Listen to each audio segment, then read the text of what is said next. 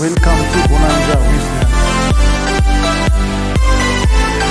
Harka fuun akkam jirtu guyyaa har'aa mallattoolee jahan dandeettii sammuu yookiis intelligent ta'uu keenya argisiisan walii wajjin ni ilaalla. Dandeettii sammuu jechuun siif maali?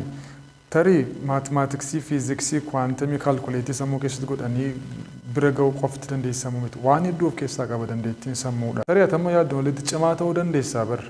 Dandeettii sammuu yookiis intelligensiidhaan cimaa ta'uu kee attamitti beekte? Tokko nama waan haaraa uumuu danda'u ta'uu, nama waa kalaquu danda'u ta'uu kee. Fakkeenyaaf fakkii kaasu meeshaa muuziqaa taphachuu, sochii qaama yookiin daansii agarsiisuu danda'u. Isaan kun creative intelligence yookiis kalaqa dandeettii sammuu jedhama. Isaan kana keessaa tokko qabdatan ati intelligentiidha amani, ati beekaadha ati amani. Yeroo dheeraadhaaf saayikolojistoonni namoonni dandeettii sammuu qaban yookiis intelligently gifted namoonni dirqama dandeettii waa kalaquu qabu jedhanii yaadu ture. Garuu kana qofa miti. Namni dandeettii waa kalaquu qabu intelligentii ta'uu qaba. Isaan haala baratameen alatti namoota yaaduu danda'an. They think out of the box jechuudha. Kana jechuun rakkoo addaatii fi furmaata addaa uumanii fiduu danda'a. Lammaffaan kutaan hojii keetii jeeqamaa yookiis walxaxaadha. Yeroo itti waan haaraa hojjechuudhaaf yaaltu kutaa kee keessatti meeshaaleen adda addaa faffacaamanii argamuu danda'u. Kun immoo kan hin argisiisu akka ati waan hedduu hojjechaa jirtudha. Namni yoo dhufee si gaafate ani hojiirra jira jettee deebii kennuufii qabdaa jechuudha. Namni waa uumu waan baay'eetti waan fayyadamu wantoonni sun faffaca'anii iddoo adda addaatti argamuu danda'u. Kanaaf kutaan kee ebiit meessii ta'uu danda'a. Xaxamaa fi waljeeqaa kan meeshaan adda addaa keessatti baay'ee ta'uu danda'a jechuudha. Kun mallattoo dandeettii keetii isa tokko. Sadaffaan hiriyoonni kee smaartota warra dandeettii sammuu qabanidha. Oromoon yeroo mammaaku wal fakkaatti wal barbaada jedhame. Kanaaf atis nama hiriyoonni kee namoota dandeettii qabanidha yoo ta'e atis nama dandeettii qabudha. Naannoo kee namoonni jiran dandeettiin isaanii hedduu si caalatu ta'e bar hedduu of jibbitaa si jibbisiisa si dabbara jedhan sanaa jechuudha. Kanaaf isin waan wal madaaltaniif wajjin ooltu malee wal hin madaaltan ta'e silaa wajjin jiraattan jechuudha. Kanaaf namoonni ati wajjin ooltu hiriyoonni kee smaartota yoo ta'an ati smaartii ta'uu kee beekuun dirqama jechuudha. Inni kun mallattoo sadaffaati. Smaartii ta'uu kee kan ittiin beektu, dandeettii qabaachuu kan ittiin beektu, hiriyoonni kee hedduun isaanii namoota dandeettii adda addaa qaban ta'uu isaa yoo argite atis dandeettii qabda. Smart friends. Arfaffaa ati namaaf kan garaa laaftu yookiis kan ho'itu yoo taate, empathetic yoo taate ati nama dandeettii addaa qabudha. Ati namaaf hin gaddate yoo taate, namaaf hin ho'ita yoo taate, rakkoon nama naannoo kee jiru sitti dhaga'ama yoo ta'e, ati dandeettii addaa tokko qabda. Innis dandeettii miira, emotional quality or emotional intelligence jedhamu sana qabda jechuudha. Emotional intelligence jechuun miira ofiitiin rakkoo nama kan biraa hubachuu danda'u ta'e.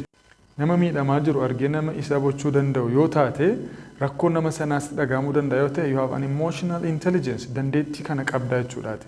Namaaf yaadda. Nama sana hubachuudhaaf explanation hedduun sin barbaachisu. Gochaaf action nama sana akkaataa ati nama sana hubattu si godha jechuudha. Kun immoo dandeettii mataa isaa danda'e. Arfaffaan waan hunda beekuu barbaadda yoo ta'e kun mallattoo dandeettii sammuu addaa qabaachuu keetii kan argisiisudha. I hope jecha IQ jedhu dhageessaniitu jedhee yaada. Garuu IQ qofa osoo hin taane CQ kan jedhus jira. IQ jechuun intelligence questions. Gaaffiiwwan dandeettii sammuu madaaluudhaaf fayyadan jechuudha. CQ jechuun curiosity question jechuudha. Gaaffiiwwan fedhii waa baruu namni tokko qabu argisiisan jechuudha. Fedhii waa barachuu nama tokko guddaa yoo ta'e, kaka'umsa waa barachuu motivationii fidaa jechuudha. Namni fedhii waa beekuu barachuu guddaa qabu beekumsa kana hammuma kana gahaa jechuudha. Maaliif? Sababni isaa namoonni akkasii fedhii kana fayyadamanii yeroo isaanii hedduu waa barachuu irratti balleessu jechuudha. Waan haaraa qorachuu bira ga'uu irratti balleessu. Keessa isaanii isa duwwaa beekumsa hedduudhaan guute. Jaaffaan ati akka nama waan hedduu beekutti of hin lakkoofne.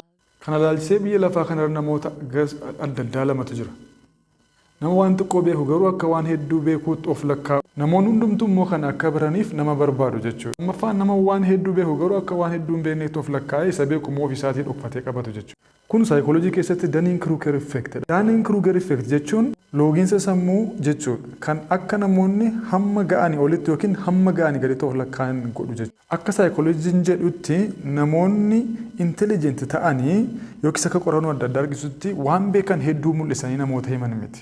Namoonni akkasii yeroo isaanii hedduu waan barachuu qaban irratti waan balleessaniif yerootti of himan hin qabanii jechuudha. Egaa isaan kun mallattoolee jahan akka ati dandeettii sammuu addaa qabdu argisiisanidha. Yeroo baay'ee namoonni hedduun ofii isaanii adda baasanii namoota addaarraa akka qofaatti of ilaalu. Ani dandeettii hin qabu, ani beekumsa hin qabu, ani biyya lafa kana irratti akkasumatti nan uumame jedhanii yaaduu danda'u ta'a.